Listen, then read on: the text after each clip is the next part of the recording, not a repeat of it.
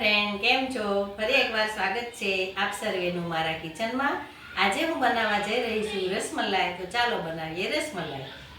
રસમલાઈ બનાવવા માટે મેં પનીર લીધું છે, 100 ગ્રામ જેટલું પનીર છે. હવે એ પનીરને આપણે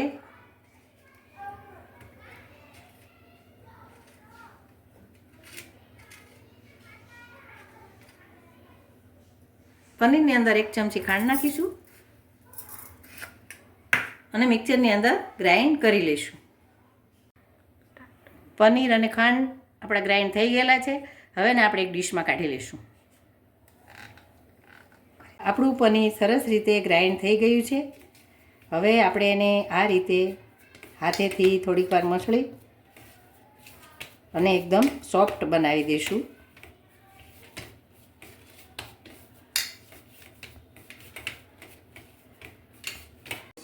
હવે મેં અહીં એક જાડા તળિયાવાળી કઢાઈ લીધી છે અને એને મેં ઘીથી ક્રીજ કરી લીધું છે, એટલે તળિયે દૂધ છોટે નહીં.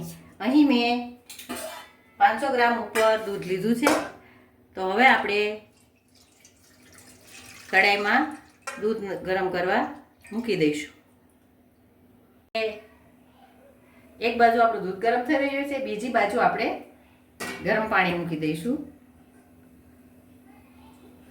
તો ગરમ પાણી, હવે આપણે જે પનીર ગ્રાઇન્ડ કર્યું છે એના નાના નાના બોલ્સ વાળી દઈશું. આવી રીતે સરસ મજાના નાના નાના બોલ્સ, બધાના આવી રીતના નાના નાના બોલ્સ વાળી દઈશું. તમે જોઈ શકો છો ફ્રેન્ડ્સ કે મેં બધા જ બોલ્સ બનાવી દીધા છે. બધા બોલ્સ બની જાય પછી આપણે જે પાણી ઉકળવા મૂક્યું છે એમાં આપણે 5 મિનિટ રાખવાના છે. જો આપણું સરસ મજાનો દૂધમાં ઉભરો આવી ગયો છે. બીજી બાજુ આપણું પાણી પણ ગરમ થવા આવ્યું છે. હવે આ દૂધમાં ઉભરો આવી ગયો છે તો આપણે એમાં 1 વાટકી ભરેલી ખાંડ નાખીશું.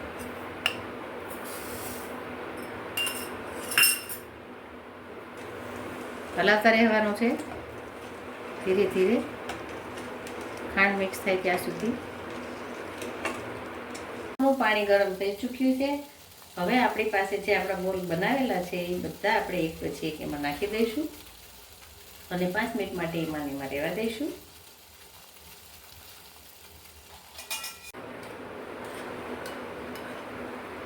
હવે દૂધમાં મેં ઠંડા દૂધમાં 1 ચમચી કસ્ટર્ડ પાવડર મેળવીને રાખ્યો હતો.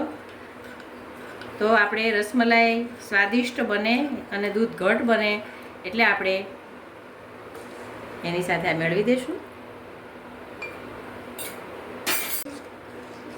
દૂધ ઘાટું થાય ત્યાં સુધી હલાવતા રહીશું.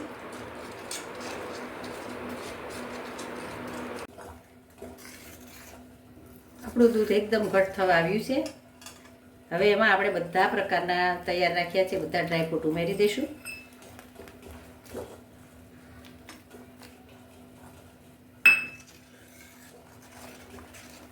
આપણું દૂધ એકદમ ઘટ અને સરસ મજાનું તૈયાર થઈ ગયું છે. ઉપર આપણે ચમચી ભરીને એલચી પાવડર નાખીશું. ગેસ બંધ કરી દઈશું. હવે આપણા તૈયાર થયેલા બોલ્સ પાણીમાંથી આપણે કાઢી બાઉલમાં કાઢી લીધા છે. હવે એમાં આપણું ગરમ થયેલું દૂધ રેડી દઈશું. આપ જોઈ શકો છો કેટલા સરસ સોફ્ટ દેખાઈ રહ્યા છે.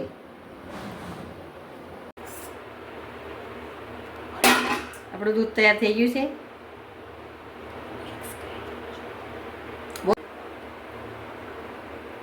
બધા જ બોલ્સ દૂધની અંદર એડ કરી દીધા છે. આપ જોઈ શકો છો સોફ્ટ એવી આપણી રસમલાઈ. આપ જોઈ રહ્યા છો આપણી રસમલાઈ તૈયાર થઈ ગઈ છે. સ્વાદિષ્ટ અને ટેસ્ટી એવી. જોઈએ કેવી બની છે. જોઈ રહ્યા છો.